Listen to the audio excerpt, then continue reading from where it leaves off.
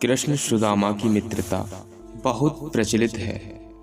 सुदामा गरीब ब्राह्मण थे। अपने बच्चों का पेट भर सके उतने भी सुदामा के पास पैसे नहीं थे। सुदामा की पत्नी ने कहा, हम भले ही भूखे रहे लेकिन बच्चों का पेट तो भरना चाहिए। इतना बोलते बोलते उसकी आंखों में आंसू आ गए।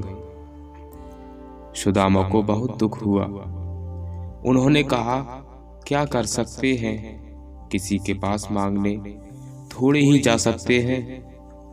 पत्नी ने सुदामा से कहा, आप कई बार कृष्ण की बात करते हो।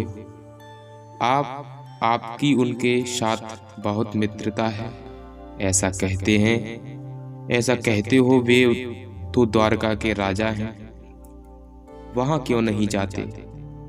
जाइए ना, वहां कुछ भी मांगना नहीं पड़ेगा। सुदामा को पत्नी की बात सही लगी।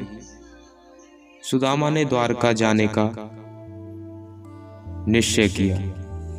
पत्नी से कहा, ठीक है, मैं कृष्ण के पास जाऊंगा, लेकिन उसके बच्चों के लिए क्या लेकर जाऊं? सुदामा की पत्नी पड़ोस में से पोहे ले आई। उसे फटे हुए कपड़े में बांधकर उसकी पोटली बनाई। सुदामा उस पोटली को लेकर द्वारका जाने के लिए निकल पड़े। द्वारका देखकर सुदामा तो दंग रह गए। पूरी नगरी सोने की थी, लोग बहुत सुखी थे। सुदामा पूछते पूछते कृष्ण के महल तक पहुंचे। दरबार ने साधु से लगने वाले सुदामा से पूछा, यहाँ क्या काम है? सुदामा ने जवाब दिया, मुझे कृष्ण से मिलना है, वह मेरा मित्र है। अंदर जाकर कहिए कि सुदामा आपसे मिलने आया है। दरबान को सुदामा के वस्त्र देखकर हंसी आई। उसने जाकर कृष्ण को बताया। सुदामा का नाम सुनते ही कृष्ण खड़े हो गए और सुदामा से मिलने दौड़े। सभी आश्चर्य से देख रहे थे, कहाँ राजा और कहाँ ये साधु।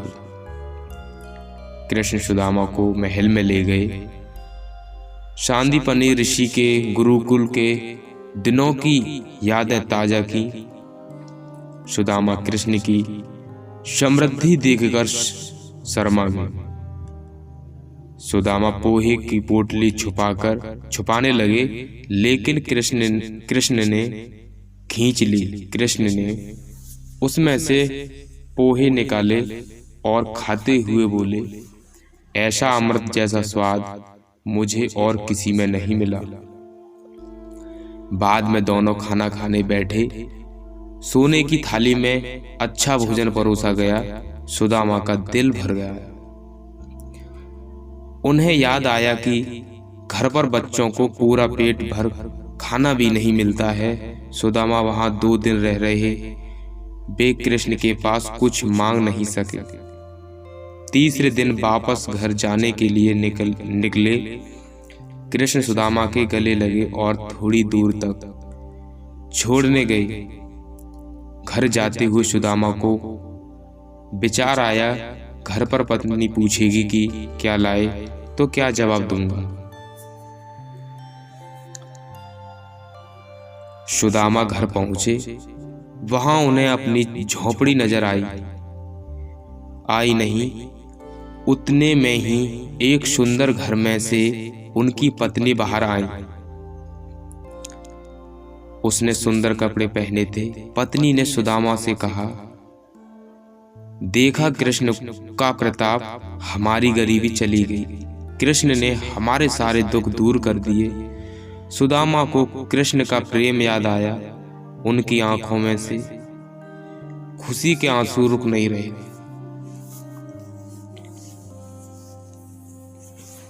ऐसी सच्ची भक्ति सुदामा ने अपने प्रभु आराध्य के लिए की। ऐसी भक्ति हम सभी को करनी चाहिए। उनसे न मांगकर, कोई इच्छा न रखकर, सिर्फ भक्ति की ओर ध्यान हमें देना चाहिए। भक्ति की जो सीढ़ी है उस पर हमें निरंतर चलना चाहिए। इस कहानी का यही उद्देश्य है। अब बढ़ते हैं एक माँ की इच्छा की ओर। एक बार एक बूढ़ी माँ को उसके बेटे ने एक वृद्ध आश्रम ले जाकर छोड़ा। इस माँ का ये वही इकलौता बेटा था जिसके लिए इस माँ ने जीवन भर संघर्ष किया। इस छोटे बेटे के लिए वो सब कुछ किया जो एक माँ को करना चाहिए या माँ कर सकती है, और आज भी अपने बेटे को किसी भी तरह की परेशानी ना हो इसलिए आश्रम में रहने के लिए तैयार हो गई। वृद्ध आश्रम में रह रही माँ हमेशा अपने बेटे को याद करती, मगर बेटा केवल साल में एक बार उसको मिलने जाता या फिर फोन पर बात कर लेता। कई साल बीत गए। वृद्ध आश्रम से बेटे को एक दिन फोन आया। उन्होंने कहा, बेटा जल्दी से आश्रम आके अपनी माँ से मिल लो, वो बहुत सीरियस है। बेटा जब अपनी बीमार माँ के पास पहुंचा तब वह अपनी आखिरी सांसें गिन रही थी। बेटे ने अपनी माँ से उसकी आखिरी इच्छा पूछते हुए कहा, माँ मैं तुम्हारे लिए क्या कर सकता हूँ, बताओ माँ। माँ ने कहा, बेटा इस आश्रम में गर्मी और मच्छर बहुत है, यहाँ पर कुछ पंखे लगवा देना। फ्रीज ना होने की वजह से यहाँ पर हम बूढ़ों को कई बार भूखे पेट ही सोना पड़ता है, क्योंकि किसी ने दिया हुआ खाना खराब होने से नहीं बचा पाते।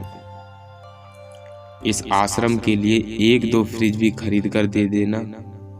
बेटे ने अपनी माँ की सारी बात सुनी और अपनी माँ से पूछा, आपने इतने साल यहाँ फिर निकाल दिए,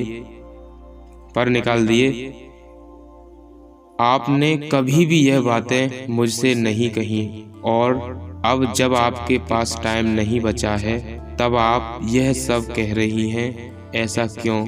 माँ ने बेटे को जवाब देते हुए कहा, बेटा मैंने गर्मी, भूख और पीड़ा सहन कर ली, लेकिन मुझे पता है जब तेरे बच्चे तुझे यहाँ से छोड़कर जाएंगे तब तू यह सब सहन नहीं कर पाएगा। इसलिए तेरी सुविधा के लिए मैं तुझे ये सब लगाने के लिए कह रही हूँ। दोस्तों, माँ की ये आखिरी लाइनें किसी भी बेटा या बेटी की आंखें खोलने के लिए सक्षम हैं। इतिहास हमेशा अपने आप को दोहराता है। अगर आप चाहते हैं कि आपके साथ अच्छा व्यवहार हो तो आपको भी दूसरों के साथ वैसा ही व्यवहार करना पड़ेगा। दोस्तों, हम जैसा व्यवहार करते हैं परिणाम उसका हमारे सामने जरूर आता है। अगर हम अच्छा व्यवहार सभी के साथ करेंगे तो परिणाम उसका अच्छा ही आएगा, और हम अगर गलत व्यवहार करेंगे तो उसका परिणाम भी गलत आएगा। तो दोस्तों, मिलते हैं अगली वीडियो में। तब तक बने रहिए हमारे चैनल के साथ।